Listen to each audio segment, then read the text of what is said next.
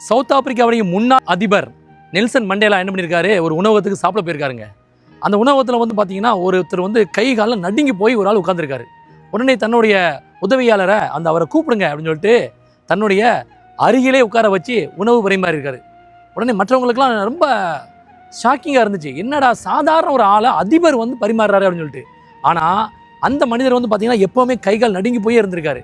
உடனே அவர் சாப்பிட்டு முடிஞ்சதுக்கப்புறம் அவர் போயிட்டார். போன உடனே அவருடைய உதவியாளர் கேட்டிருக்காரு, என்னங்க ஒரு சாதாரண மனிதருக்கு நீங்கள் போய் வந்து பரிமாறுறீங்களே, அதுவும் பார்த்தீங்கன்னா அவர் நோய்வாய்ப்பட்டமாக இருக்கார், கைகால் நடுங்கி போயிருக்காருன்னு சொல்லிட்டு. அவருக்கு அதை சொன்னார், அவர் நோய்வாய்ப்பட்டவர் கிடையாது, நான் வந்து சிறையில் இருக்கும் பொழுது என்னுடைய முகத்தில் வந்து சிறுநீர் கழிச்சவர், அவர் என்னைய துன்புறுத்தியவர், அதனால தான் என்னுடைய வந்து என்னை பார்த்தவொன்னே பயத்தில் வந்து கைகால் நடுங்கிறாரு அப்படின்னு சொல்கிறாரு. அவனே மற்றவங்களுக்கு இன்னும் ஷாக்காயிருச்சு. ஏன்னா இப்படிப்பட்டவரை போய் சாப்பாடு வந்து வழங்கியிருக்கீங்க, அவரை வந்து துன்புறுத்தாமல் அப்படின்னு சொன்னோன்னே, நமக்கு யார் தீங்கு செஞ்சாலும் அவருக்கு நம்ம நல்லதே செய்யணும். அப்போ தான் அவங்க வந்து என்ன பண்ணுவாங்கன்னா நம்மளை வந்து நினச்சி அவங்க வருத்தப்பட்டு அப்படியே வெக்கப்பட்டு தலை குனிவாங்க அப்படின்னு சொன்ன உடனே மற்றவங்களுக்குலாம் உண்மையிலேயே ஆமாம் நீங்கள் சொல்கிறது உண்மைதான், நம்ம வந்து துன்பம் செஞ்சவங்களுக்கு நன்மை செய்யணும் அப்படின்னு சொல்லிட்டு சொல்லி முடிச்சாராம். அந்த நெல்சன் மண்டேலா வந்து பிறந்த தினம் தாங்க இன்று. நெல்சன் மண்டேலா போல் அதாவது நம்ம தமிழ்நாட்டில் வாழ்ந்த ஒரு அரசியல்வாதி சொல்லு அப்படின்னு சொன்னோன்னே அவங்க சொன்னது என்னென்னா, நம்ம கக்கன், அதாவது மூத்த அரசியல்வாதி கக்கன் தான் நெல்சன் மண்டேலா போல வாழ்ந்த ஒருவர்.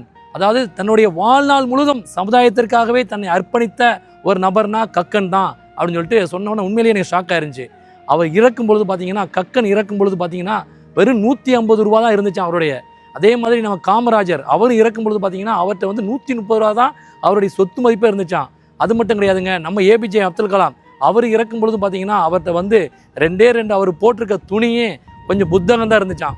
அதனால் இது போன்ற நல்லவர்கள் இந்த பூமியிலேருந்து வாழ்ந்தனால தான் இன்னும் மழை பெஞ்சிக்கிட்டு இருக்கு. அதனால் அவர்களை போன்ற மனிதர்கள் நாமும் வாழணும்னு சொல்லிட்டு தான் இந்த ஒரு பதிவு. நெல்சன் மண்டேலா எப்போவுமே சமுதாயத்திற்காக தன்னுடைய இனத்திற்காக வாழ்ந்த ஒரு அற்புதமான மனிதர். அவரை வந்து நினைவுகிறத வந்து நம்ம உண்மையிலேயே வந்து பெருமை தான். நெல்சன் மண்டேலா போல் வாழ முடியட்டாலும் ஒரு சாதாரண மனிதனாக வாழ்ந்தாவே போதும். ஏன்னா நல்லவர்கள் வாழ்வது இந்த பூமியில் ரொம்ப கஷ்டம். அதனால் முயற்சி செய்வோம் நல்லவர்களாக வாழ்கிறதுக்கு.